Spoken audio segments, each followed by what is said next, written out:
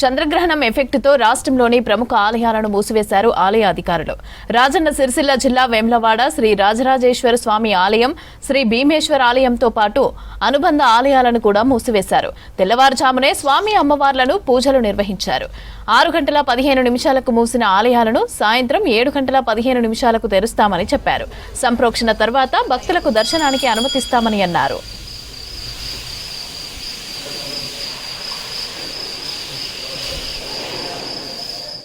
చంద్రగ్రహణ సందర్భంగా 6 గంటలకే ప్రాతకాల పూజలు మిగిలిన పరివార దేవతలందరికీ కూడా భీమేశ్వర ఆలయంలో అన్ని దేవతలకు కూడా పూజలైపోయినాయి.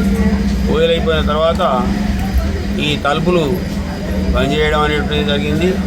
మళ్ళీ సాయంత్రం 7 గంటలకు మోక్షకాలం అయిపోయిన తర్వాత మళ్ళీ సంప్రోక్షణ అనేటువంటిది ఉంటుంది.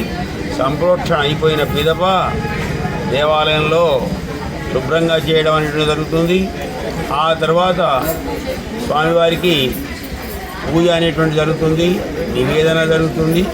అన్ని మామూలు యథాతథంగా జరిపిన తర్వాత రాత్రి 9 గంటలకు ఈ భీమేశ్వర ఆలయం అనేటువంటిది మిగిలినటువంటి యొక్క దేవాలయాన్ని కూడా తలుపులు మూసివేయడం అనేది